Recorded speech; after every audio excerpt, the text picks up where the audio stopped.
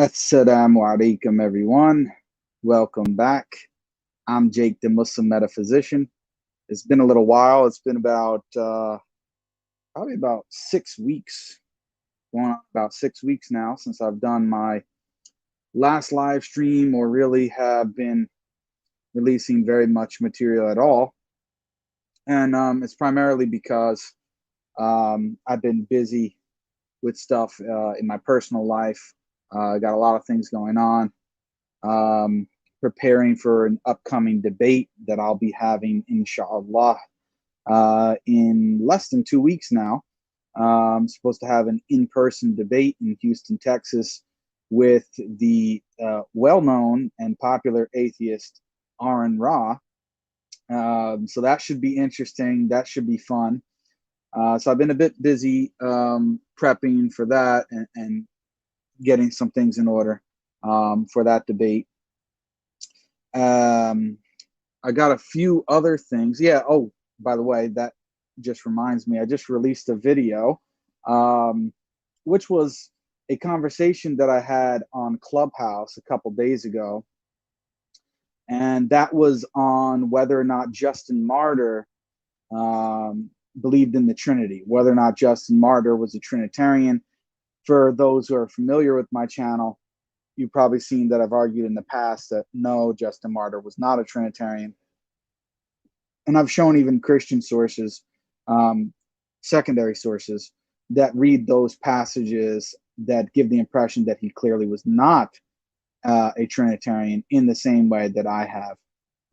So, yeah, so I uploaded a new video a couple days ago, and I saw in the comments section, people were saying, where were you, Jake? We haven't seen you in such a long time. But I mean, it's like, come on, guys. It's only 6 weeks. I mean, you can give me a little bit of time off. But yeah, so besides the Aaron Ra debate, I got a couple other things going on. Recently have been accepted to a master's program. So I'm starting my master's degree in philosophy and theology just in a week or so, about maybe 2 weeks actually, this month. So I'm going to be pretty busy with that. I had to submit a bunch of stuff for that, and so that's why I've been busy over the last month or so, between that and the debate with Aaron Ra, and also still trying to make hijrah, which I've mentioned before. So I've got a lot of things going on, and that's why I haven't really been posting videos over the past 6 weeks or so. So anyway, look out for that debate coming up. It's going to be on the Modern Day Debate channel. If you're in the Houston area, come by. I'd like to see you. If not, you should be able to catch it live on Modern Day Debate, and I'll probably wind up reposting it on my channel sometime after that, inshallah. So that's going to be on Saturday, September 16th, I think it is. And there are a couple other debates going on that day. And we will be debating the topic of whether or not God exists and whether or not there's evidence for God. I'll obviously be arguing that there is, and Aaron will be attempting to argue that there's not evidence for God. So that should be fun. That should be interesting. I hope that it will be of benefit to some people watching, inshallah. Now, this live stream is related to some studies I've been doing more recently, and also to some conversations I've heard online on social media. Some of it relates to my position and the Sunni position more broadly on things like divine simplicity and the relationship between the attributes and the essence of God. But I want to analyze it from a Catholic paradigm, and somewhat more broadly from a Christian paradigm. So the title of this video is Catholicism, Divine Simplicity, and the Argument from Composition. Obviously, some people may have heard me discuss what I'm calling the argument from composition here. And it's basically the claim or the idea that if God has multiple distinct attributes that are not identical to each other, nor identical to his essence, that would render him complex. And if he's complex, then he's composed, or he would be a composite being. And if he's a composite being, that means he's contingent or requires a cause outside of himself. Therefore, he doesn't qualify as the necessary being. And if he's not the necessary being and he's contingent, then he can't be God, right? So it's basically an argument for divine simplicity, or you can say against, quote unquote, divine complexity or composition in God.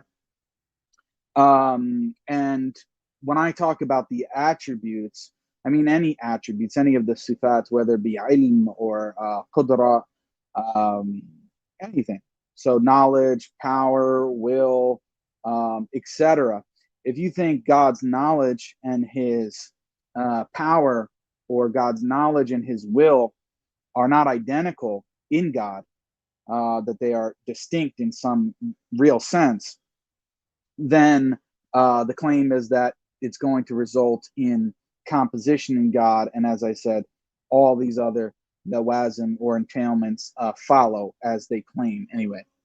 Now, let me just check the chat here to see what is going on.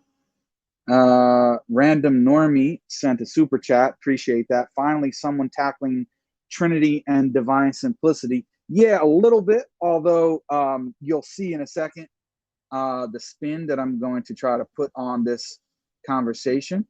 It's going to be a bit more nuanced than I think some people may realize. Let me see. Somebody's asking what divine simplicity is. Okay, so and guys, I see some comments in the chat. Okay, I know that, and I'm just gonna put you in timeout because that was a comment, very rude comment against the Christian conception of God that was unprovoked. And so I removed that comment because I don't see any reason why we should start off the live stream by you guys throwing out this kind of, rhetoric. It was just totally uncalled for from what I can see. I don't see anybody provoking you, brother. I think that's a brother. So really, I would appreciate if you guys could pay attention to the stream, because it's going to be, inshallah, rich in information, and I hope that people can benefit from it rather than slinging insults back and forth. Wa alaikum assalam wa rahmatullahi wa barakatuh to everybody in the chat who's giving salams. So anyway, first I just wanted to explain the argument from composition, because I thought that would be least familiar in terms of the title to people. Besides that, Catholicism, for those who don't know, Catholics are Christians. At least they claim to be. Maybe some Protestants or, some Protestants may feel that they're not, and vice versa, but that's another story. But anyway, Catholics are Christians. I myself was actually raised in a Roman Catholic family. My entire family basically is Roman Catholic, and I went to Catholic school for some time. But anyway, that's beside the point. So Catholicism is one of the three main branches or sects. They may not like that term, but I'm just for explanation's sake. Within Christianity, you have the Catholics, you have the Orthodox or Eastern Orthodox, and Protestants. Okay, and so Catholics are distinguished broadly and simply speaking from the other two camps in that they accept the Pope as and I don't want to get too controversial, but the Pope has some level of authority and infallibility within the church, whereas the Protestants and the Eastern Orthodox do not accept that. Now, there are other divisions like the Filioque controversy between the Catholics and the Eastern Orthodox and so on and so forth. But anyway, just need to know that Catholics are a major sect or whatever they want to call themselves within Christianity. And obviously they claim to be the true church of Jesus Christ. And the other groups would dispute that. Okay, so now that we have some idea of what Catholics are, and I hope people really know Catholics are anyway, but and I've already explained the argument from composition. Let me just explain what divine simplicity is. Now, divine simplicity is a how can we say it's a topic that is up for debate today. Some people want to claim, look, there's only one conception of divine simplicity, and if you don't accept this, then you don't believe in divine simplicity. Other people want to say that divine simplicity is somewhat of a flexible concept, and so there can be different conceptions of divine simplicity. But the divine simplicity that we're going to be concerned with here today, and that you can find in both the Islamic tradition and the Christian tradition, is the idea that God's attributes, or in Arabic, his sifat, um, either he doesn't have attributes at all and he just has an essence, or in some sense you can speak of him having attributes, but whatever these attributes are or amount to, they are going to be identical to each other and identical to the essence, right? So either God doesn't have attributes at all, or he does, but they're going to be identical to each other and to the essence. So his knowledge would be the same thing as his power would be the same thing as his will, and all three of these are identical. They're the same as his essence. There's no distinction or difference whatsoever. Okay, so that's basically what the doctrine of divine simplicity is. Obviously, it can go into a lot more detail on it, and I plan to do it so throughout the stream, but that should suffice for now, inshallah. Okay, so what is this video about? Let me give a backdrop to it. So I've explained this many times on my channel, so hopefully people who follow me know by now that amongst the Sunnis, the Sunni theological schools, we have the Ash'aris, we have the Maturidis, and we have the Atharis, or sometimes called Salafis, Ahl al-Hadith. They go by different names. But anyway, these, for the context of this video, these three theological schools can be broadly understood as Sunni rather than Shia, and I mean that as opposed to the Shia schools. They all reject what's sometimes called the identity thesis of divine simplicity.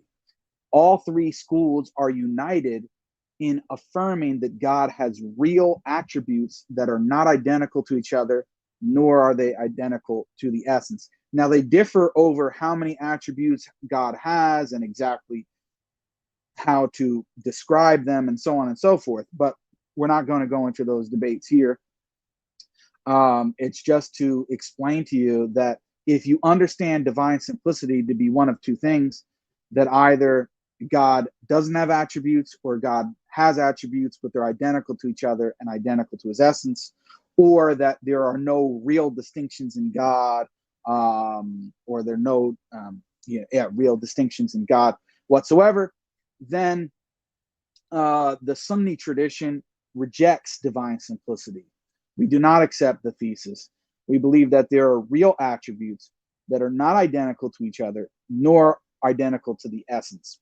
Okay, the Shia and some of the what are called Islamic philosophers, or the Mu'tazila, there are different groups that affirmed divine simplicity, and they went about it in different ways, but they either affirmed that God didn't have attributes, or that he had attributes that were identical to each other and identical to the essence. And those would be the groups of the Mu'tazila, some of the Shia, and some of the so-called philosophers. Okay, but the Sunni tradition, broadly speaking, the three theological schools, the Ash'aris, the Maturidis, and the Atharis, all reject this divine simplicity thesis, at least as I've described. Now, if you think that you can still hold on to the term divine simplicity and accept it without using it in that way, then fine. You can say that in some sense we accept it, but that's a bit more controversial. And I myself don't like to categorize it that way. I like to categorize it the specific way in which I mentioned, because I think it is easier to understand, and we can understand where the groups actually differ if we keep it in defined in that way. Okay. Let's see here. Just want to make sure. Okay. I just want to make sure people aren't lost. I just want to make sure people aren't lost thus far because we're only 15 minutes in. Anyway, so now that's from an Islamic paradigm. In a Christian paradigm, amongst the different groups, right? So like the Eastern Orthodox and the Catholics and the Protestants, it's somewhat of a mixed bag. Okay. Now, what do I mean by that? Protestants, you have, because they don't necessarily have a church authority or, just even besides the Pope, but they view tradition differently than the Catholics and the Protestant Catholics and the Eastern Orthodox do. And so they're pretty much, okay, scripture alone, they read the Bible, and they come up with their own views. Now, that doesn't mean they totally disregard the tradition whatsoever. Of course, they will appeal to certain church fathers or figures, but they have more freedom, at least in their own minds, as to what they can accept theologically. And they're more so scripture oriented, or again, at least so they claim. So because of that, you have a wide variety. You have Protestants who may be Thomists or may follow the divine simplicity doctrine of Thomas Aquinas. And then you have others who completely reject divine simplicity, will attack Thomism amongst the Protestants. So you can have a mixed bag between them. Amongst the Eastern Orthodox, especially today, I would argue, they would reject divine simplicity as was conceived, as I said, either God not having any attributes or God having attributes that are identical to each other and identical to his essence. They would reject this thesis. A lot of them affirm what's called the essence energies distinction, in which they believe there's a real distinction between God's essence and his energies, or broadly can be construed as activities, or in Islamic terminology, you can say to a certain extent attributes, although there requires some tafsil or distinctions being made there. And then when it comes to the Catholics, they're somewhat well known to be pioneers of divine simplicity. But as we'll see, that again, even with the Catholics themselves, that requires a detailed explanation and distinctions amongst the various schools within Catholicism as to exactly what they affirm. Because for Catholics, it's dogma that divine simplicity is considered dogma. So they believe that God, you have to believe as a Catholic that God is simple. However, according to my research, and I'm happy to be corrected either by Catholics or detractors of Catholicism out there, divine simplicity has never been dogmatically defined. And what I mean by that is, as I said, since there are different conceptions of divine simplicity, or people who claim to believe in divine simplicity, but have different metaphysical doctrines underpinning that, they've said that Catholics need to believe in divine simplicity, right? But they've never actually dogmatically defined that. Doesn't need to be understood under Thomistic lines or under a weaker form of divine simplicity like John Duns Scotus. And those are the two people that are in the thumbnail, by the way. On the left, you should see John Duns Scotus, and on the right, you should see Thomas Aquinas, who are both theologians of the Catholic Church. So, how is all this related? Now, this is just some background information.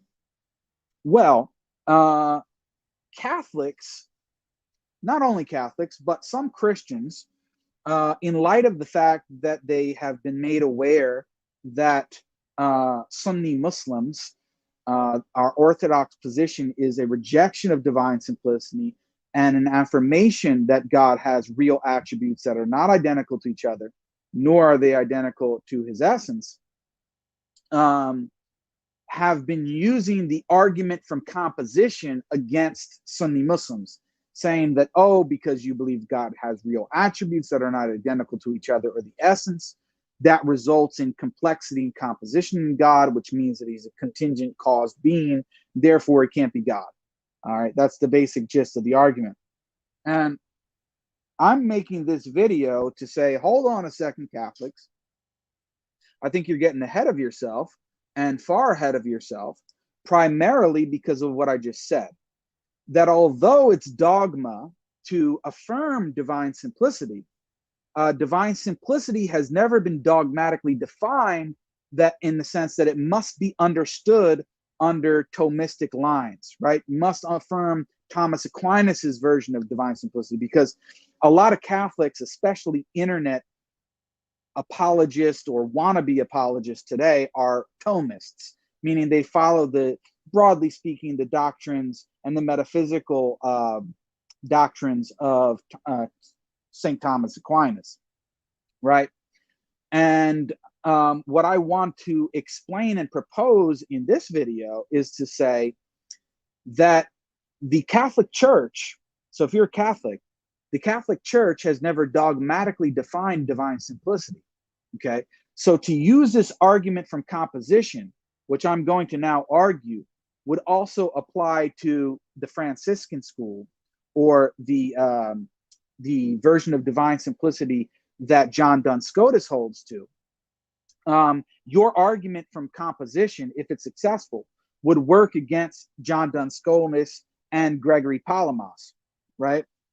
And so it's a bit inconsistent in the sense that you can be a Catholic and hold to the Sunni view on divine attributes, right? In the sense that you can affirm that they're not that God has real attributes that are not identical to each other, nor are they identical to his essence, with the condition that they're inseparable from one another and they're inseparable from the divine essence, which is basically the position of John Duns Scotus, which is similar to the Sunni view, okay? And so if the Catholic Church has not dogmatically defined divine simplicity, then claiming that the Sunnis have a contingent God or believe in polytheism, there are different ways that the argument or the conclusion of the argument is expressed, or the pejorative comments that are made against the Sunni doctrine. All of those things would apply to an entire school within Catholicism, right? That certain popes have recommended the school of John Duns Scotus and St. Bonaventure, right? So you can't actually say that this position is heretical and that these people that hold to it, who are Catholics in good standing with the church, are heretics. So how are you going to use that argument against Sunni Muslims and say that you can't hold to that? Because, you know, even if I became a Catholic, which astaghfirullah, may Allah subhanahu wa ta'ala protect me from that. But even if a Muslim decided to become a Catholic, a Sunni Muslim decided to become a Catholic, they could hold on to John Duns Scotus's position on divine simplicity and reject the identity thesis and be in good standing with the Catholic Church. So you can't actually use this argument in the way that you're using it, right? That's my claim. Now I'm going to substantiate that by playing some clips that I've put together from various Catholic theologians and philosophers that are commenting on this issue, and I'm going to play the video and then explain exactly what they're saying. And then I have a couple books here that I want to reference and read out from as well, inshallah. So, but anyway, that's what this whole video is about. Let's see. Someone asked a question. You're basically saying some concepts of divine simplicity in the church only have semantic differences with the Sunni view. Well, no, not. And when it comes to the divine attributes, the view on the attributes, right? I'm saying from a broad perspective of allowing for God having multiple attributes that are not identical to each other, then yes.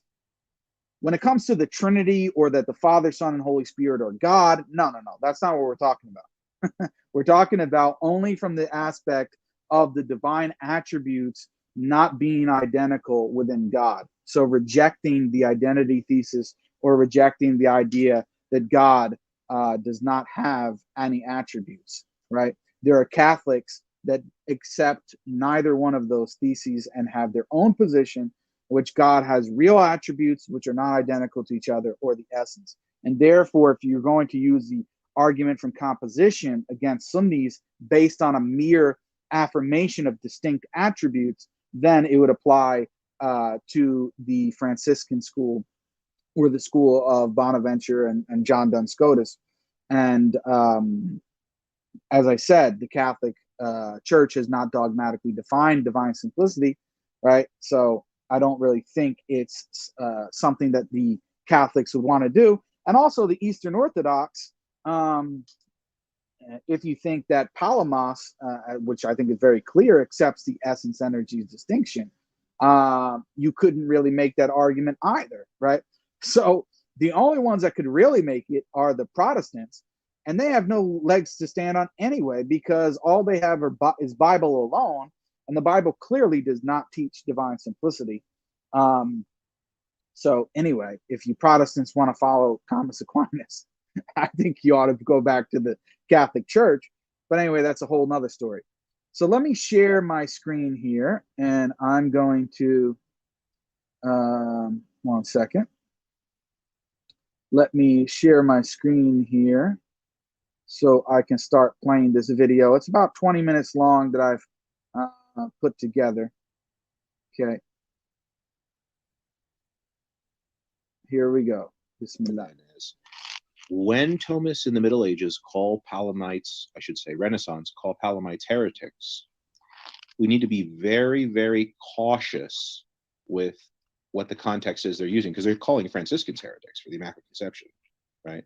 They're calling Franciscans heretics for the formal distinction in God's essence and his energies. So of course they're going to call the Palamites. So this is a Catholic, Byzantine Catholic fellow. And the guy on the left, and he's explaining the animosity that the Thomists have towards the followers of John Duns Scotus, right? And listen to what he says here. Right. Calling Franciscans heretics for Franciscans. He's referring, Franciscans are a school that refers to followers of John Duns Scotus, and more broadly the Franciscan school, as opposed to the Dominican school. The formal distinction in God's Franciscans heretics for, they're calling Franciscans heretics for the Immaculate Conception. So he's saying the followers of Aquinas are calling the Franciscans heretics for the Immaculate Conception. Now that's controversial, but that's beside the point. That's not what I'm focused on. But then he adds this here. Right. Calling Franciscans heretics for the formal distinction in and they're calling the Franciscans heretics for the formal distinction within God. God's essence and his energies.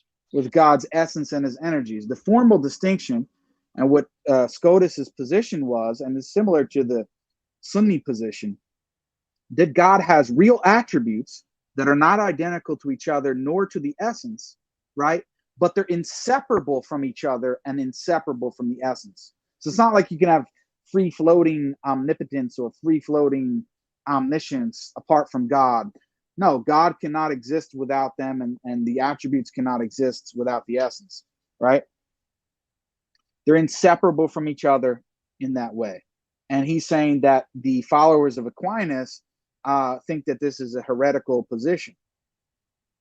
So of course they're going to call the Palamites heretics, because if So he's saying, of course, then they're going to call the Palamites heretics.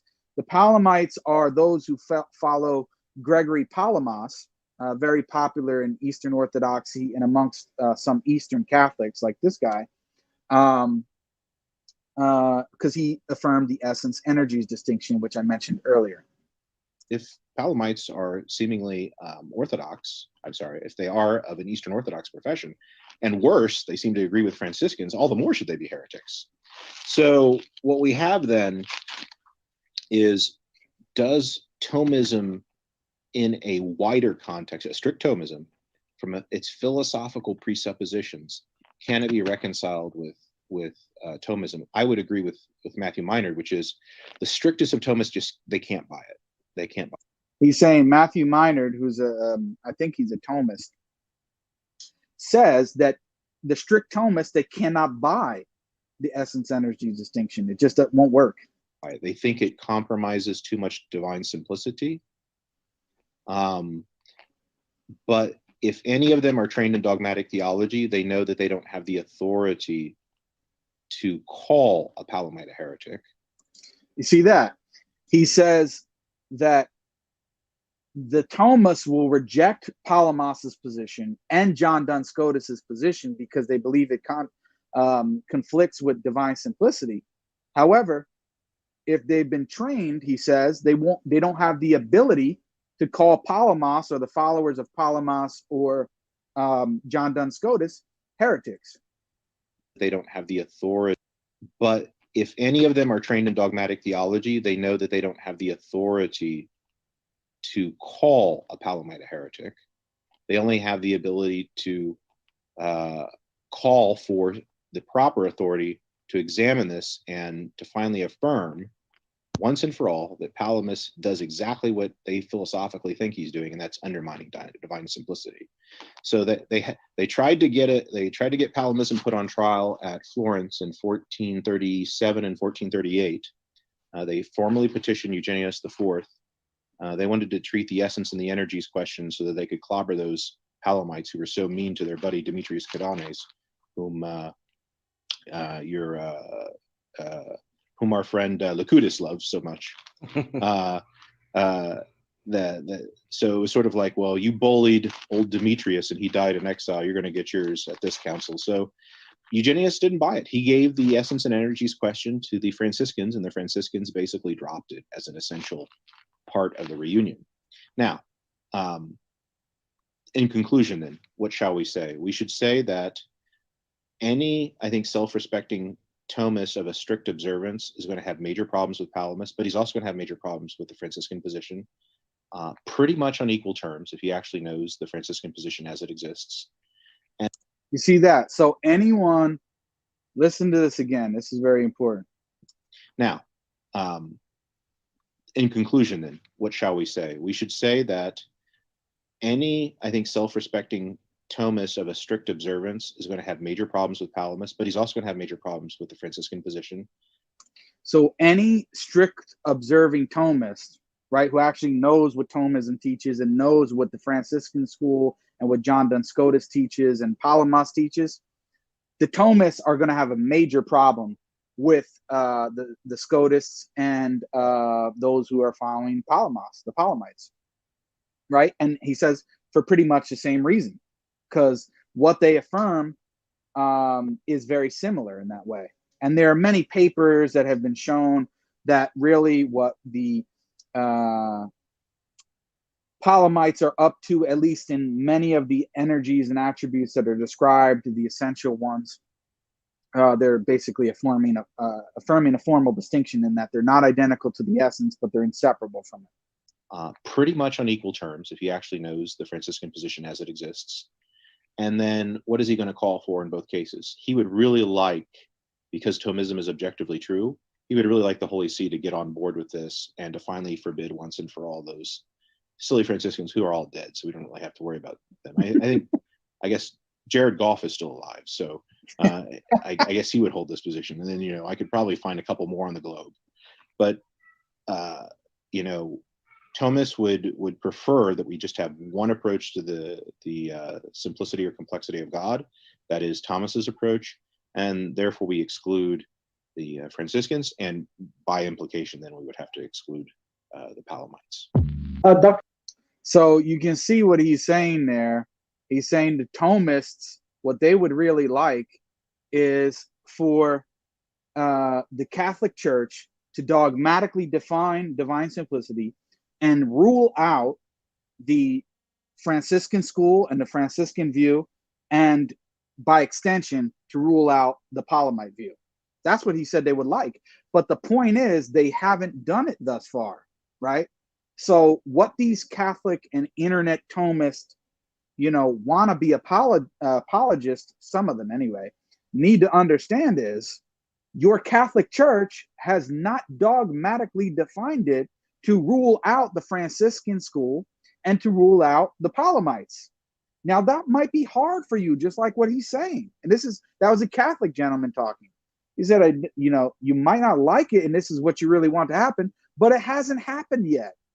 So you cannot use this argument from composition as if, we need to just bow down and accept it. No, because someone could be a Catholic in good standing and reject this argument and believe that God has real attributes not identical to each other or the essence. You see? So anyway, let me continue playing. So that was one Catholic philosopher and theologian. Now we're going on to the next one, who is Jared Goff, who he actually, interestingly enough, mentioned in the previous video. So let's listen to him. He's also a Catholic, but he's a Scotist. Follows John Duns Scotus. Dr. Goff, I wanted to start with you. So coming from the Scotus tradition, can you maybe explain to us, first of all, what is the essence and energies distinction for anybody who's not familiar with this? And then also, could you perhaps explain, where does the Scotus tradition land on this matter? Is there, in fact, a distinction in God? Well, that's a good question. Thank you, Michael, and thank you, Dr. Bradshaw, for coming together and talking about this. To answer your question directly, in terms of the distinction and the terminology used, I don't think you'd find a distinction between essence and energies as such. According to the terms, it would be more the distinction between essence and perfections or formalities or operations.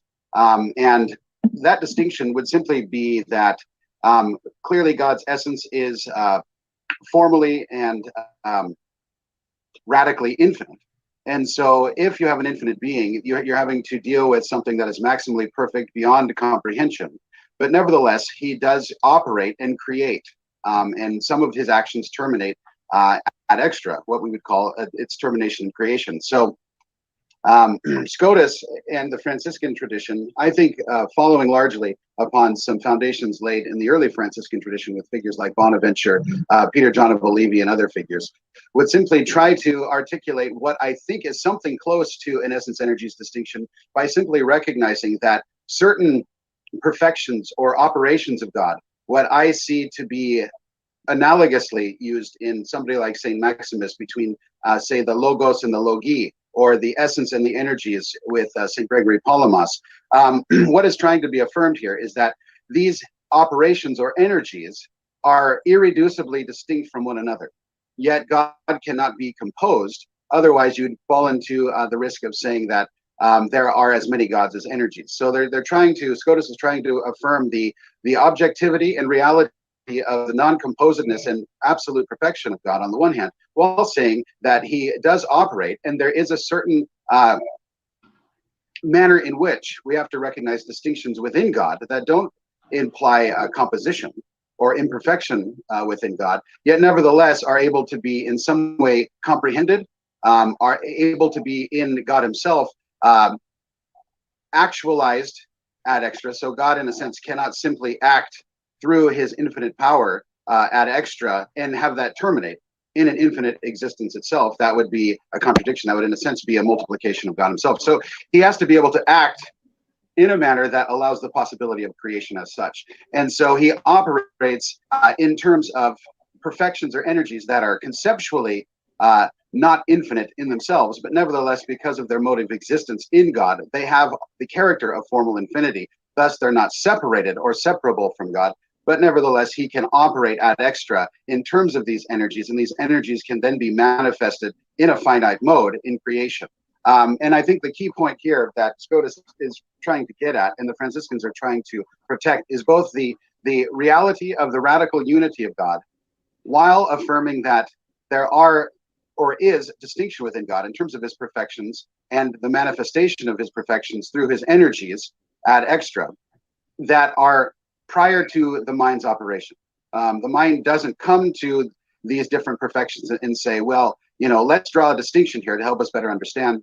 Scotus is wanting to say, no, there is an objective difference between these perfections and these operations prior to the mind's activity. And so the formal distinction is used in order to explain this distinction with respect to God's essence as infinite, but nevertheless, God having different energies or perfections or operations through which he acts, which are eternally in act, and which allow us to participate in creation in a finite mode, but nevertheless, allowing God to move ad extra. And, for Scotus, I think the simplest thing to do is just simply give what he says basically are the four conditions that are in place for a formal distinction. And so he would say any two items or multiple items under consideration are in act prior to the operation of a mind. And such items, justice, wisdom, intellect, will, they have a formal quitative being, and this being is not merely virtual. So it's not latent, it's not waiting to be actualized. No, it's already prior in act. And these items are actually distinct from each other, meaning they're irreducibly different. They're not confused. They're not waiting to be analyzed further. These are simply what Scotus will call pure perfections, irreducible perfections that are distinct, but nevertheless, in the case of God, because he is infinite being, Scotus will have a whole metaphysics of the compossibility of these different formalities or perfections in terms of his understanding of metaphysical infinity with respect to God. So such items have real being or real identity in being or essence. They're not simply virtual, and they're not also implying for Scotus that God is composed of parts or able to be composed of parts. So that's kind of a long way of answering a fairly tricky and short question, but in sum, you won't see Scotus using the essence energies distinction. And I think what's of interest for ecumenical dialogue and more philosophical theological dialogue is seeing certain parallels or certain echoes in other traditions that might establish a greater continuity between the two traditions for the sake of unity and better understanding, mutual understanding. We start with you, Dr. So basically what he's saying there, I know that was a lot for people to take in, but in short, all he's saying is that the essence and the attributes or operations or activities of God are formally distinct from each other and from the essence, right? And what this means is, and he says in reality, and it's something prior to the mind, it's not based on the activity of the mind, there really is an objective distinction in reality in the things, in those attributes of God. They're really not identical to each other, nor to the essence, right? And that's this view of the Scotus, John Duns Scotus's view, which the Catholic Church accepts as being in line with what they've dogmatized thus far, right? You can believe in that and be in good standing with the Catholic Church, right? Now, the Thomists may not like that, and they may want the church to do something about it, but they haven't done anything about it for over 2,000 years, right? So maybe they'll do something in the future, and then you can run these type of arguments. But until then, it doesn't really matter, because somebody could be a Christian Catholic in good standing with the church and reject your argument, okay, and believe that God has real attributes that are not identical to each other or the essence. Now let's go on further, where he basically explains everything that I'm saying now. Dr. Goff, can we even speak about this matter from a Catholic perspective? Is one actually bound to the Thomistic understanding, or would you say that no, the Scotus tradition is something that a Catholic is able to maintain, and why would you say that a Catholic is free to hold to Scotus's opinion on this? Yeah, so now the question is a Catholic bound to St. Thomas Aquinas' position, or could they hold to Duns Scotus's view, and why? And he's going to answer and explain this. Now, getting to your question about St. Thomas Aquinas and his view of simplicity and other views of simplicity, the simple answer, and I suppose I would refer you to that earlier talk we had last year where I went into much more historical detail. But the short answer is no, one does not seem to be bound by the church in any of her doctrinal or dogmatic pronouncements regarding the simplicity of God to holding the theological or metaphysical account of St. Thomas. And, you know, there are a couple, I think, really good basic reasons. Is one, the doctrine of simplicity was actually defined and imposed in its general sense before Aquinas was even born. I'm thinking in the early 13th century. And so basically what is being stated is that God cannot be something that is composed or able to be composed. God is perfectly himself, and in this sense, independent from anything other than himself. So I think that's the first thing to consider. And the second thing to consider is the fact that up until really 1879, and Pope Leo XIII's encyclical Aeterni Patris, which in itself did carry some qualifications regarding schools of thought within the Catholic tradition. But going back prior to that pronouncement or encyclical of Pope Leo XIII, the Franciscan school, inclusive of Bonaventure Scotus, was not just tolerated, it was actually encouraged. And so everything that follows within that school, and interestingly, let me add a parenthetical, is I love Dr. Bradshaw's mention of Dionysius, because Bonaventure uses the exact same text as St. Maximus in, I believe, Ad Thalassium 60, in his second question on the knowledge of Christ, in his disputations on the knowledge of Christ, when he's talking about the divine ideas.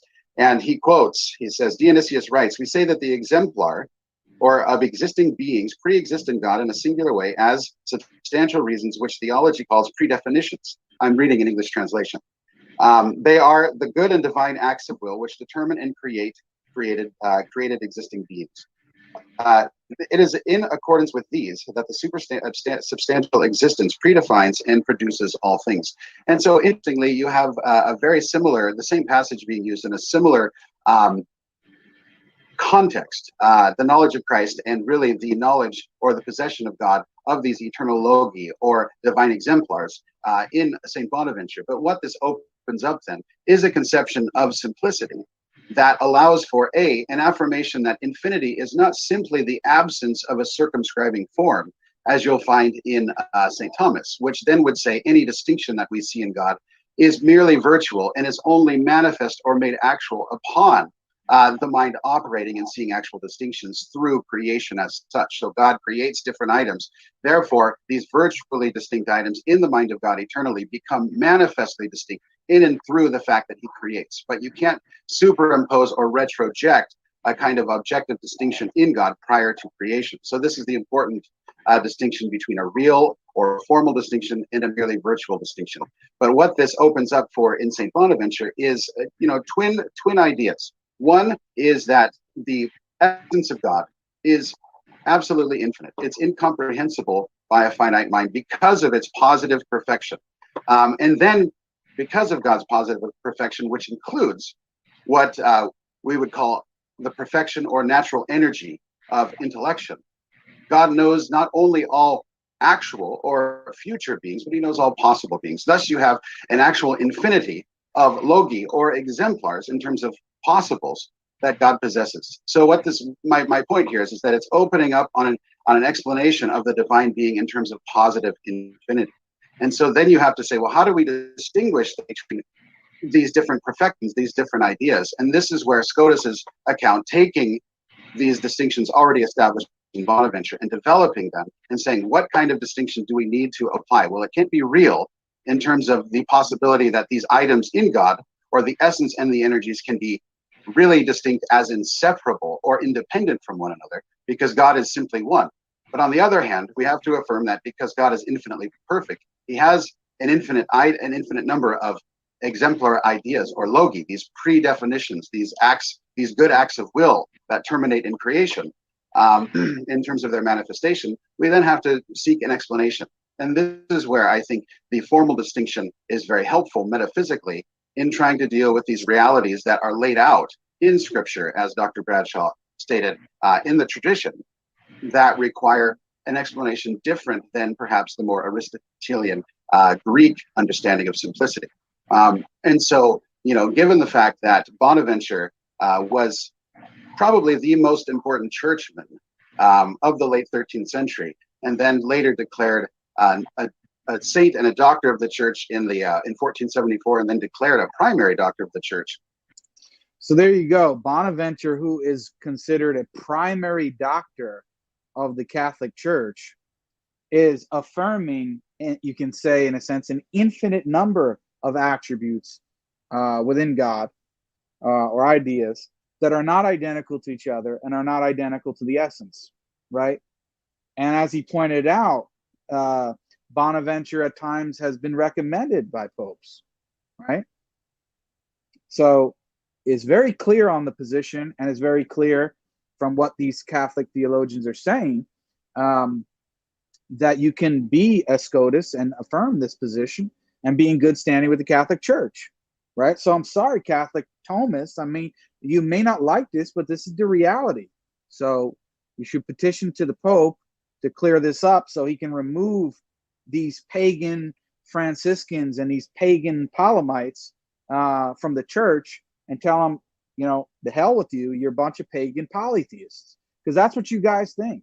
You think they're pagan polytheists. So because they believe in these distinct entities which all are eternal. So just like the Mu'tazila said, oh, you believe in these infinite amount of eternals, so you have an infinite amount of gods. I mean, this is the kind of thing you guys are saying.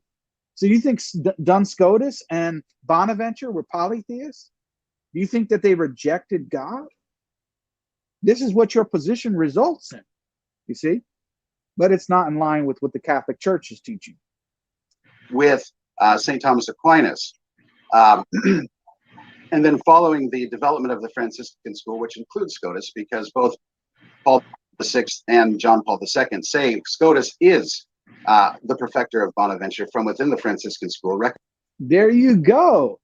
Duns Scotus is the perfecter of Bonaventure, recommended by the popes. Recommended for subjects of metaphysical theology, apologetics, that sort of thing.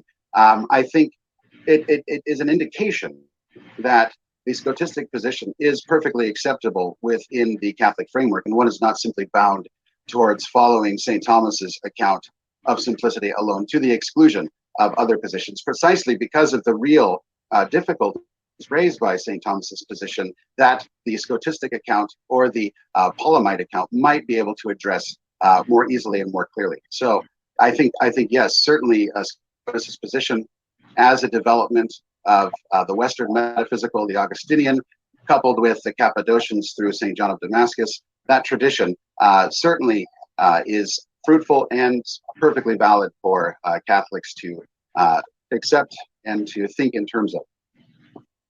There you go. So a second person there, Jared Goff, another Catholic, follower of Duns Scotus, explaining that according to the Catholic Church, there's been no pronouncement against Scotus's position and believing in these real distinctions amongst the attributes, or you can say formal distinctions, real in the sense that they're not identical to each other in that way, but formal in the sense that they're inseparable. So for Duns Scotus, a formal distinction is one in which the attributes are not really identical, but they're inseparable from each other in the essence, right? Random Normie sent a super chat saying, Jake, will you do an explanation of the attributes that are known through the text alone, especially the nuzul of Allah? Yeah, maybe I'll do a video on that at some point. I just can't promise on exactly when that be, but yeah, sure, that's a good idea. So let me get to the last and final clip from Tom Ward, who's another person who's written on Duns Scotus. and is a Scotist in that way. And we'll see, he says the same thing, right? So I'm not just cherry picking, I'm showing numerous people here. For Aquinas' view to work, we have to agree with him about the following assumption, that anything that... Well, now he's actually going to explain what the argument from composition back actually is, and he's going to say that this doesn't, it's based on a fundamental assumption, which we're not bound, we're not bound by the Catholic Church or anyone else that we need to accept this fundamental assumption. To work, we have... And to think in terms of. For Aquinas' view to work, we have to agree with him about the following assumption, that anything that has complexity, has parts, and secondly, anything that has parts either has been put together or can be taken apart, or both. Yeah.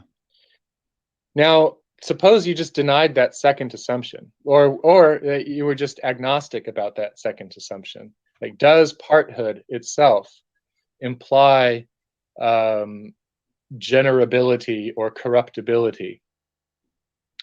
I find in myself no intuitions there when I consider that assumption. And notice that assumption, parthood implies corruptibility, it's a purely metaphysical assumption. It's not strictly theological. It's meant to be totally generalizable to any complex thing whatsoever.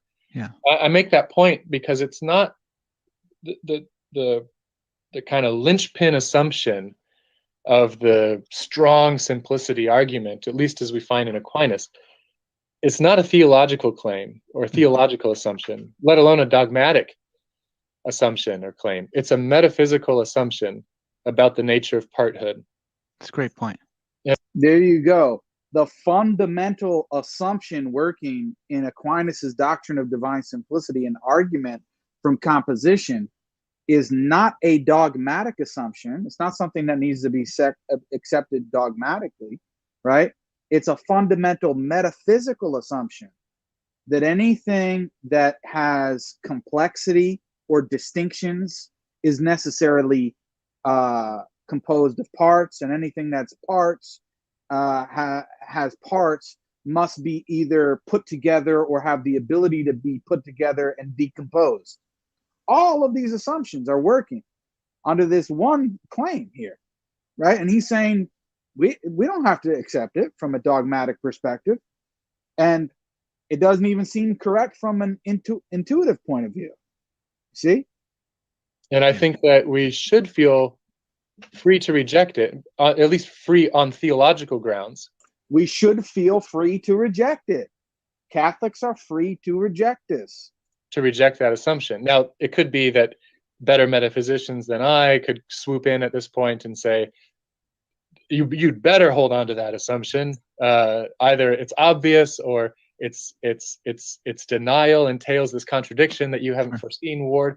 So I'm certainly open to correction on that. But just as a kind of strategy for thinking through simplicity, I am quite moved by the fact that the complexity implies corruptibility claim is a metaphysical assumption and not a theological or dogmatic one.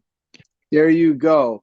Complexity entails corruptibility. So if God has real distinct attributes, that means he can be composed or decomposed.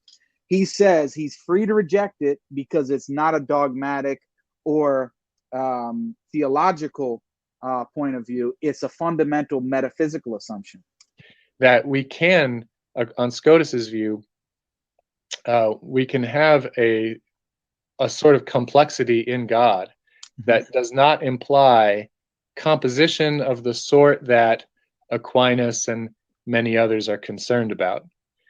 Does it have to do with like separable and inseparable parts? Because I know a little bit more of that terminology, and on that view, you can say, yeah, there's composition here, but they're inseparable parts such that, like, you have whole priority, and the things get their identity in virtue of the whole, and so it's not the same kind of blockhouse, Lego thing going on. Yeah, that's exactly right. Okay.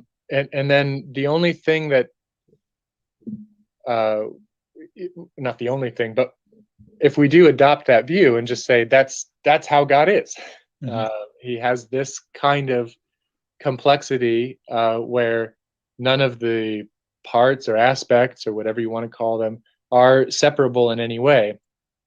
Well, there you go.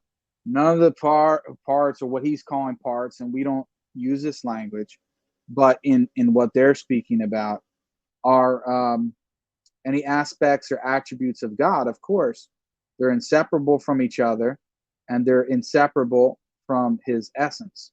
Okay, so there you go. I've given you 3 theologians and philosophers who are Catholics in good standing with the Catholic Church, clearly affirming everything that I just said, that John Duns Scotus accepts, quote unquote, complexity within God, i.e., that his attributes are not identical to each other or to his essence, and that the Catholic Church accepts that they've not said, oh, these people are heretics. Now the Thomists are having a fit now. Oh my God, we can't use this argument against the Franciscans, or we can beat them over the head, and they can just turn around and says, well, the Pope never said we can't believe this. So you can have this view, but again, if you're a Catholic, you can be a Catholic in good standing with the Catholic Church and reject this Thomistic assumption or Thomistic conception of divine simplicity until it has been dogmatically defined in that way. And it hasn't, and I don't think it ever will be. I mean, who knows? Maybe we'll get like a Pope who's such a big Thomist, he wants to throw that in there. I don't know. Maybe the Thomists are praying for that. They're praying to St. Thomas right now, saying that, oh, please bring us a Pope that will do this. But listen, it hasn't been done yet. So that's unfortunately your problem. Now, what I want to do here is building on what we've just shown here from Duns Scotus. I want to read a couple quotes from some texts. This is called Duns Scotus. This is by Richard Cross from the Oxford Great Medieval Thinkers series. And this is starting from, what is it here? Page 42. Okay, page 42. As you can see, I got my little squiggles and notes. Okay, so the distinction between a divine attribute and its mode. Here he says, on Scotus's account, infinity, when applied to God, is just this sort of property. And this is quite distinct from Aquinas's view that infinity is just a negation. So Scotus sees infinity as a positive property, where Aquinas sees it as a negation. Clearly allowing that a property like infinity is in some sense distinct from the attribute that it modifies will entail that God has formally distinct properties. At the least, the intrinsic mode of any divine attribute or of the divine essence will be formally distinct from both the attribute and the divine essence. Okay. Then on the next page 43, he says, as we saw in chapter 2, all of God's attributes are essential to him. He is inseparable from any of them, and they are inseparable from each other. But his attributes are nevertheless different attributes, and they satisfy Scotus's criteria for what is called the formal distinction. Now, here's a quote from Scotus. There is therefore among the divine attributes a distinction that is in every way prior to the operation of the intellect. So it's not based on the intellect coming up with it. It's prior to the intellect. And it is this that wisdom actually exists naturally, and goodness actually exists naturally, and actual wisdom is formally not actual goodness. Now, that's the end of the quote. And then Richard Cross says, the fact that the attributes are different from each other is entailed, though perhaps not explained by, Scotus's univocity theory. And this has to do with his theory of language and predication. According to this theory, the basic lexical definitions of some of the terms applied to God are exactly the same as the lexical definitions of those terms when applied to creatures. So, for example, like the term knowledge, when we use the term knowledge for creatures and we use the term knowledge for God, it can have the same meaning, or in the case of existence or being. Now, the lexical definitions of many such terms when applied to creatures are different from each other. And Scotus's main criterion for a formal distinction between different attributes is roughly that the attributes admit of different lexical definitions. So different divine attributes will be formally distinct from each other. Scotus makes the point by arguing that if these different attributes were not distinct in God, then given his univocity theory, they would not be distinct in creatures either. So by the fact that Jake's knowledge is not the same thing as his power, and Jake's power is not the same thing as his will, it follows that the same is true for God, that God's power is not the same thing as his knowledge or his will, or etc. So univocity, as understood by Scotus, entails a weak account of divine simplicity, according to which the divine attributes are distinct from each other. On Scotus's account, divine simplicity is consistent with God's having several formally distinct transcendental attributes. As Scotus puts it, quote, this formal non-identity is compatible with God's simplicity. Simplicity for Scotus entails no more than a simple being cannot have really distinct parts, as outlined in the previous chapter. He suggests that his account just shows that a formal distinction does not entail any kind of limitation, i.e., that a formal distinction does not entail having parts. Okay? Now, then he says further on, so Scotus makes a distinction between a divine attribute and the mode of the divine attributes. He makes a distinction between the divine attributes themselves, and now he makes a distinction between God's substance or his essence and his attributes. What is the relation of God's attributes to his substance? Scotus raises the question by means of the following objection. So this is a quote here from Scotus.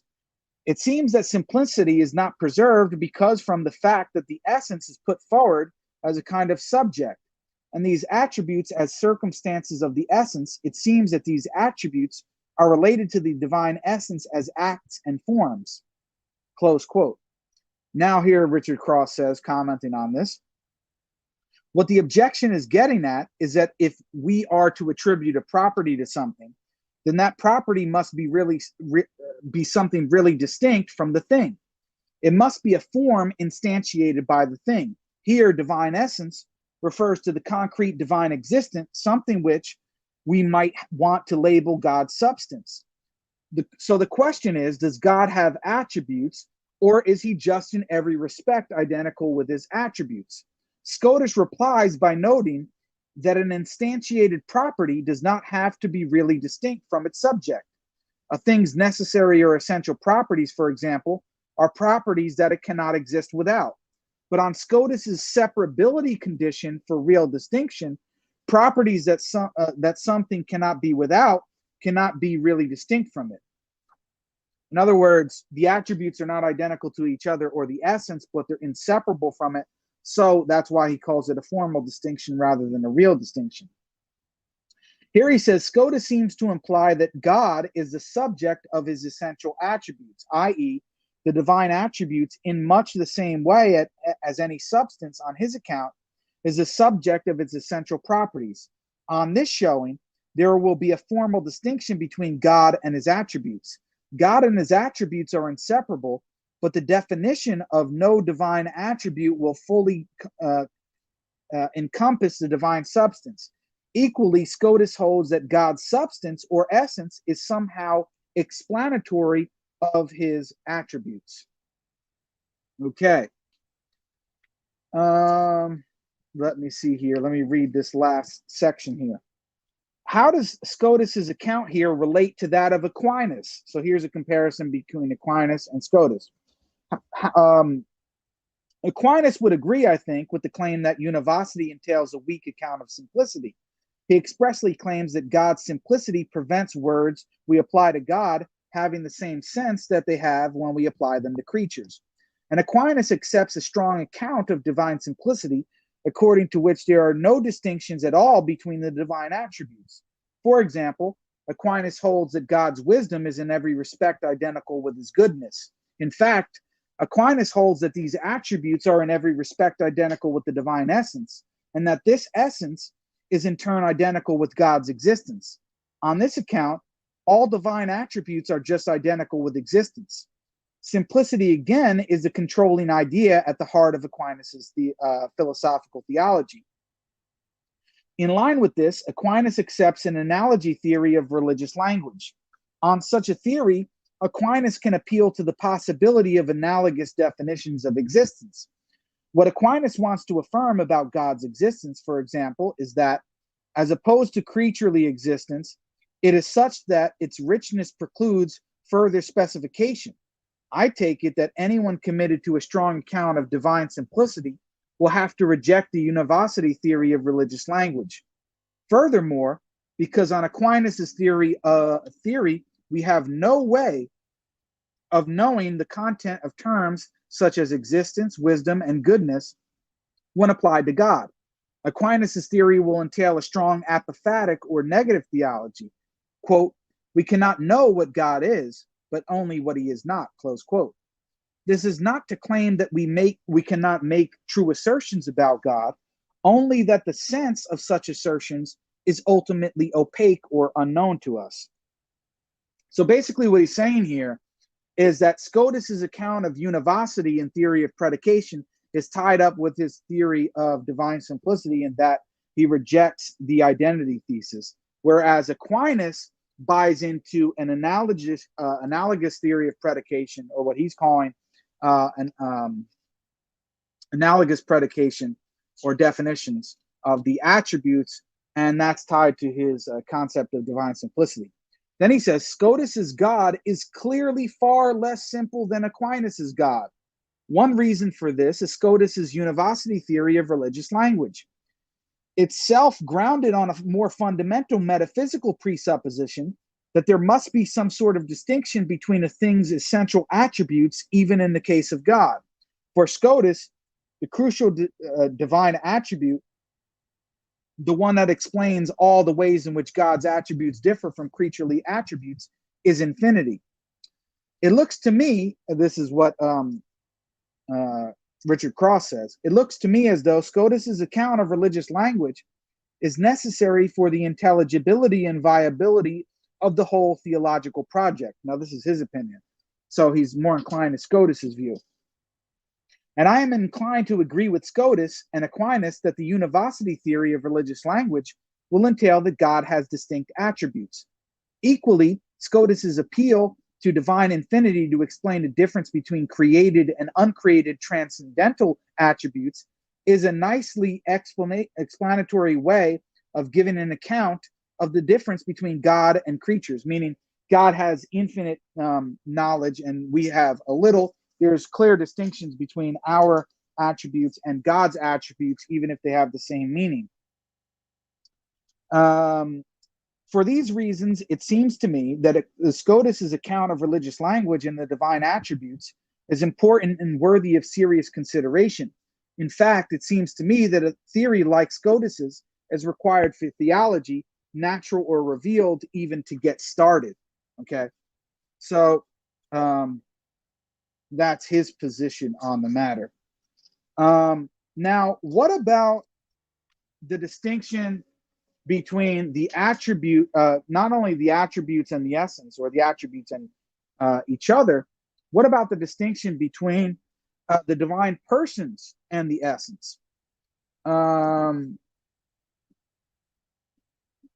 So another question here, super chat. So what's the difference between what Scotus says about the attributes versus the Sunnis? In this instance, there's no difference, in the sense that Scotus believes that the attributes are not identical to each other, but they're inseparable. It's the same Sunni formulation. Okay. Here he says, as we have seen, Scotus believes the persons to be distinguished by their relations of origin. Unlike the majority of both Western and Eastern theologians, however, Scotus does not believe that there are any compelling reasons why this should be so. I mean, this is not all that related. Let me save that maybe for another video.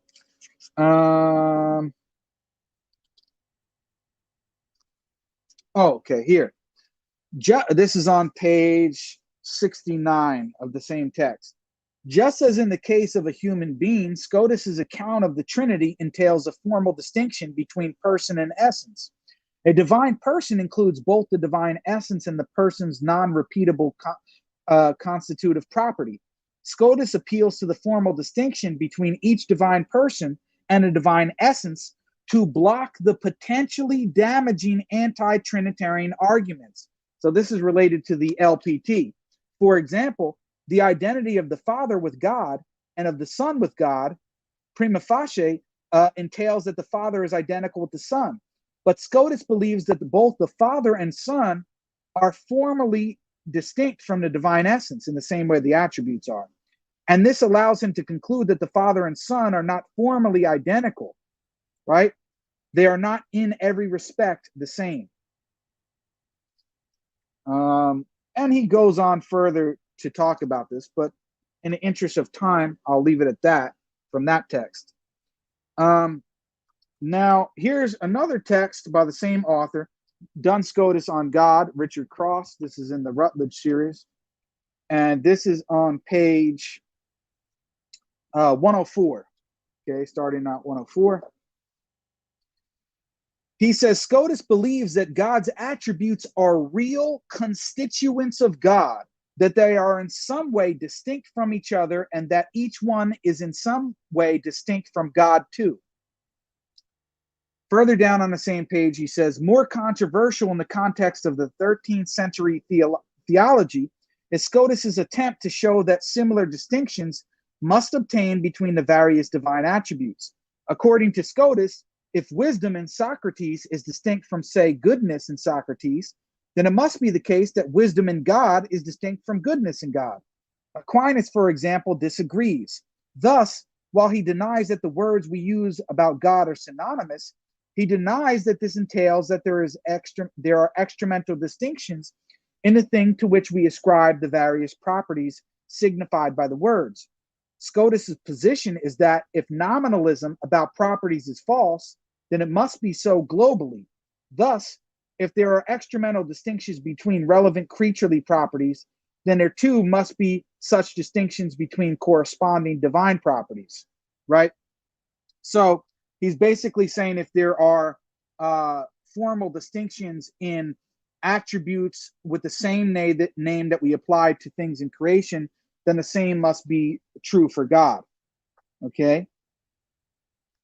So here's a quote from Scotus, which he has here in the text, okay, on the next page, 105.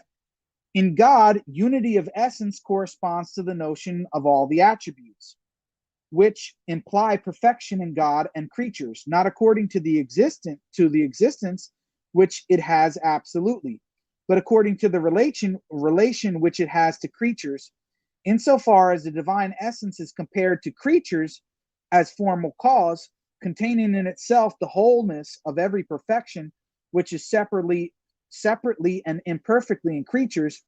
It is by this that the essence is imitable by everything in different ways. Furthermore, plurality of attributes, perfections, is conceived by the intellect, understanding by natural light, insofar as it forms from really diverse perfections in creatures, corresponding proportional conceptions and perfections in God. Okay. Now, let me go on further. Here's another quote from Scotus. The distinction of attribute perfections is the basis in relation to the distinction of emanations. But the distinction of emanations is real, as is evident. But no real distinctions presuppose of necessity a distinction, which is merely of reason, just as nothing truly presupposes something which is merely a being of reason. Therefore, the distinction of attributes is not merely rational, but in some way real. The assumption is clear for real being, as distinguished from being of reason, is that which has existence of itself, in circumscription from every act of intellect as intellect. But whatever depends on a being of reason, or presupposes it, cannot have its existence in circumscription from every act of intellect. Therefore, nothing which presupposes a being of reason is truly a real being. Okay, so then Richard Cross comments on that quote and says, the emanations that Scotus has in mind are the processions of sun and spirit, and he holds, as we shall see in part 2, that what distinguishes these emanations is that one, the sun springs from intellect, and the other, the spirit, springs from will. Intellect and will, then, are the relevant attribute perfections that Scotus has in mind. The argument is that the extramental distinction of attribute perfections is a necessary condition for the distinction of emanations, and that no merely mind-dependent distinction can be a necessary condition for any real distinction. Since the emanations of sun and spirit are really distinct, the distinction of attributes must be real too. So he's basically arguing that the distinctions of sun and spirit, there's a real distinction between them, and that they're based on the distinction of, for him anyway, intellect and will. Therefore, there must be a real distinction or a formal distinction in intellect and will. Otherwise, they can't provide a basis for the real distinction in the sun and the spirit. That's his argument. Now, whether you accept it or not is a whole nother story, but I'm just going on to substantiate what his actual position is. Then he says on the next page, 107, Scotus's main argument is straightforwardly metaphysical. Basically, the argument is that if nominalism is false for creatures, and if the divine attributes are intentionally the same as or intentionally overlapping with creaturely attributes, then distinctions between creaturely attributes entail distinction between divine attributes too. And here's a passage he uses to substantiate. This is from Scotus. There is therefore a distinction between essential divine perfections preceding in every way the intellect, so prior to the intellect, and it is this that wisdom really exists in reality, and goodness really exists in reality. But real, meaning in re, wisdom is not real goodness, which is proved, for if infinite wisdom were formally infinite goodness, then wisdom in general would be formally goodness in general. For infinity does not destroy the formal notion of the thing to which it is added, for in whatever degree some perfection is understood to be, which degree is a degree of the perfection, the formal notion of that perfection is not removed by the degree, and thus, if this perfection as in general does not formally include that perfection as in general, neither does this perfection as in particular include that perfection as in particular. I show this because to include formally is to include something in its essential notion, such that if there were a definition of the included thing, then the thing included would be the definition or a part of the definition. Just as, however, the definition of goodness in general does not include wisdom, neither does infinite goodness include infinite wisdom. There is therefore some formal non-identity between wisdom and goodness, inasmuch as there would be distinct definitions of them if they were definable. But a definition does not only indicate a concept caused by the intellect, but the quiddity of a thing. There is therefore a formal non-identity from the side of the thing, which I understand thus: the intellect forming this sentence, wisdom is not formally goodness, does not cause by its act of combining the truth of this combination, but it finds the terms in the object, and a true act is made by their combination. And basically what he's saying there is, because in a finite way, in the creaturely realm, goodness and wisdom do not have the same definition and are not identical, that they're formally distinct. The same would hold true in God, because there isn't some weird thing that happens just by adding infinity to it, that now there won't be that formal distinction anymore. He thinks that the formal distinction will remain. Okay, so that's Richard Cross on John Duns Scotus. Now, as far as I know, I think Richard Cross is a Protestant. I may be wrong about that, but I think he's a Protestant. The other people I gave you from the video were Catholics and are experts on Scotus, right? So, you know, I know the Thomists may not like this, but this is the reality, right? Now what I'm going to do is I'm going to show more broadly, besides Scotus, in the early Greek tradition, it's very clear that they did not believe in the Thomistic conception of divine simplicity. Forget about the divine attributes. They didn't even believe that the divine persons were identical to the essence. But let me show an example of this in, let's see here. Okay. This is from Saint Basil in his famous letter, or what is known as the Epistle 234. Okay. So you can see, and this is New Advent site. This is a Catholic website and translation. Okay, and this is going to be, this is really a big backbreaker for the Catholics, because Saint Basil, right, is a saint, early 4th century church father, and he clearly denies the identity thesis, or the idea that the attributes are identical to each other and the essence. He completely rejects this. So he says, to the same, in answer to another question, do you worship what you know or what you do not know? If I answer, I worship what I know, they immediately reply, what is the essence of the object of worship? Then, if I confess that I am ignorant of the essence, they turn on me again and say, so you worship you know not what, meaning what you don't know? I answer that the word to know has many meanings. We say that we know the greatness of God, his power, his wisdom, his goodness, his providence over us, and the justness of his judgment, but not his very essence. So he knows all those attributes, but he doesn't know the essence. The question is, therefore, only put for the sake of dispute. For he who denies that he knows the essence does not confess to be ignorant of God, because our idea of God is gathered from all the attributes which I have enumerated. But God, he says, is simple, and whatever attribute of him you have reckoned as knowable is of his essence. But the absurdities involved in this sophism are innumerable. So he says, well, he anticipates the objection. Well, how is it that you know the attributes if the attributes have to be identical to the essence, and you're saying that you don't know the essence? How does that work? He says this is sophism, right? This is pure sophistry.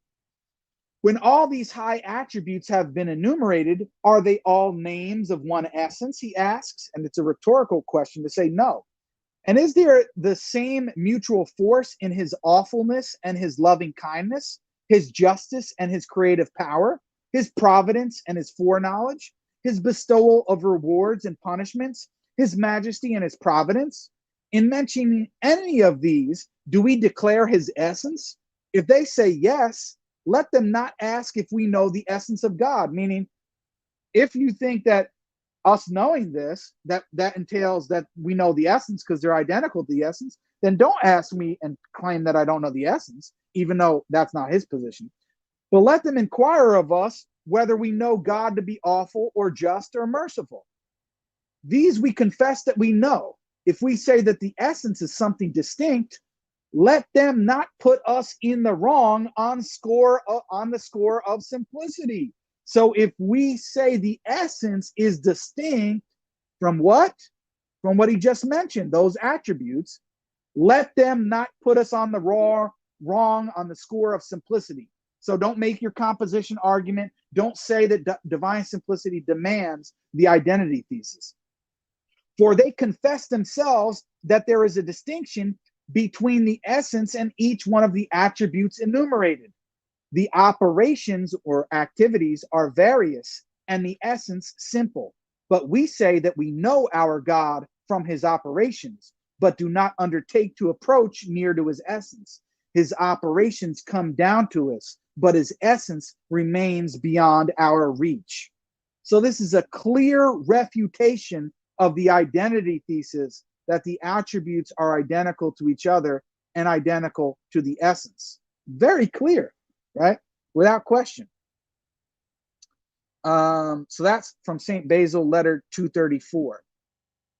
And you can get a free read of that. It's pretty short on newadvent.org. Okay. Now, what I want to show you also from Basil.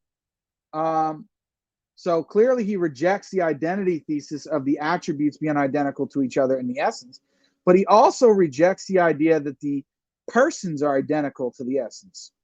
So this is from Basil, letter 236, just two letters later. Let's look what he says here. The distinction between ousia and hypostasis, or person, essence and person, is the same as that between the general and particular. So are the persons identical? Are the persons identical to the essence? No. The distinction between the essence and the person, or the hypostasis, is the same between the general and the particular. As for instance, between the animal and the particular man. Wherefore, in the case of the Godhead, we confess one essence or substance so as not to give a variant definition of existence, but we confess a particular hypostasis in order that our conception of Father, Son, and Holy Spirit may be without confusion and clear. If we have no distinct perception of the separate characteristics, namely fatherhood, sonship, and sanctification, but form our conception of God from the general idea of existence, we cannot possibly give an account of our faith. We must therefore confess the faith by adding the particular to the common. The Godhead is common, the fatherhood particular. We must therefore combine the two and say, I believe in God the Father. The like course must be pursued in the confession of the Son. We must combine the particular with the common and say, I believe in God the Son. And the same is true with the Holy Spirit, and onward and so forth. Hence, it results that there is satisfactory preservation of the unity by confession of the one Godhead, which he means one essence, while in the distinction of the individual properties regarded in each, there is the confession of the peculiar properties of the persons, right? On the other hand, those who identify essence or substance and hypostasis are compelled to confess only three persons, and in their hesitation to speak of these three hypostases are convicted of failure to avoid the error of Sabellius, right, who basically was the modalism, heresy of modalism, or even Sabellius himself, who in many places confuses the conception, yet by asserting that the same hypostasis changed its form to meet the needs of the moment, does endeavor to distinguish the persons. So the persons of the Trinity are not identical to the essence. The distinction between them is one of between a general essence, an Aristotelian essence, and a particular, a universal and a particular. And each one of the persons are instances or instantiations of that divine essence. They're not identical to it. Okay? So this should be very clear.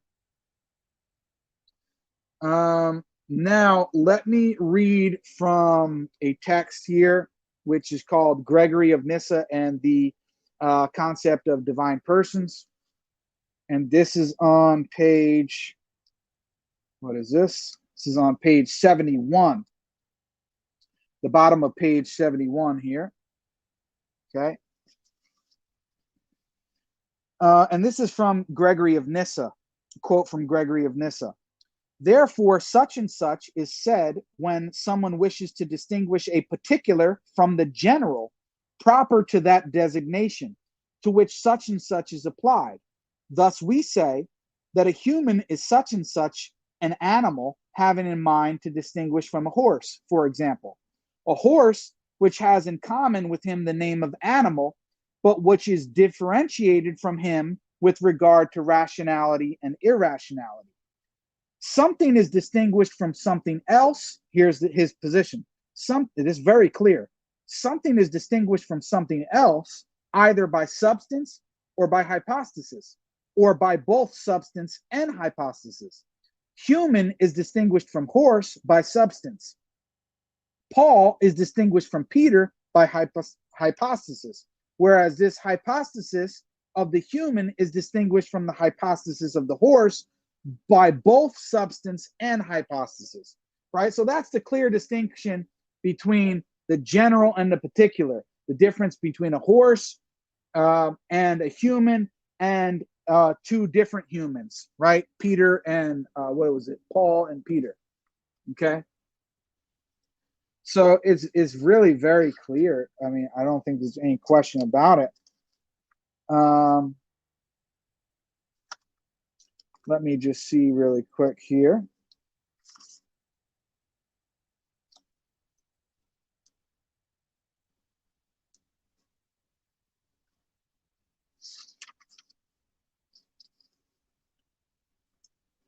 Yeah, and this you can find on page 29. He says the Cappadocians compared the three divine persons with three individuals having the same nature or species are all equally divine, right? And he goes on to talk about it further. But it's very clear they conceive of the nature as, or essence as, a universal, and the persons are instantiations of that divine nature or essence. So they're not identical to it. There's no question about it. They're not identical to it.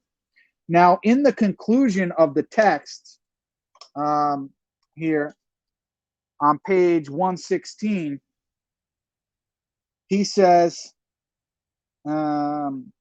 second, to distinguish a divine person from the nature that person has in common with the other two persons, Gregory, meaning Gregory of Nyssa, uses the analogy of the individual and the universal.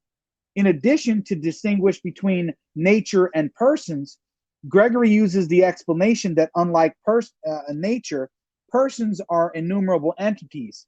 The concept of individuals admits of a separation due to the particularizing properties observed in each. When individuals are taken together, we can count them. And then he says here, third, having distinguished between persons and natures, Gregory moves on to establish the identity of each divine person and why each is unique.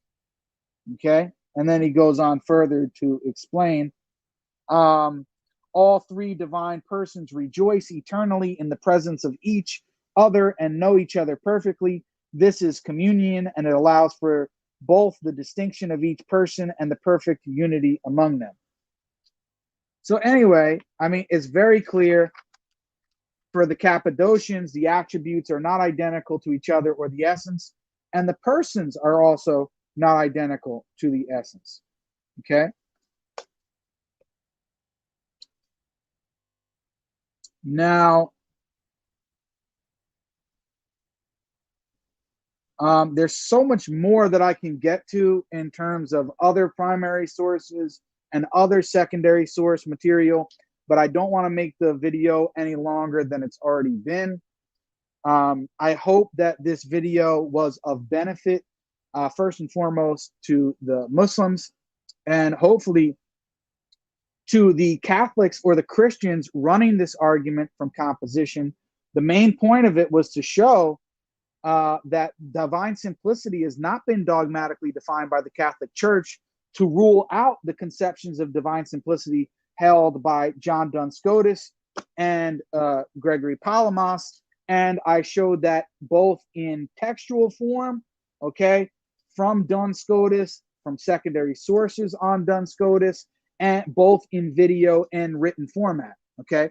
So for the Muslims, when they use this, try to use this argument against you, for argument from composition, on the Sunni view that we accept real attributes that are distinct from each other and not identical to each other or the essence, you can respond by saying that view is accepted within your church, and you can be a good Catholic in good standing with the Catholic Church and affirm that position.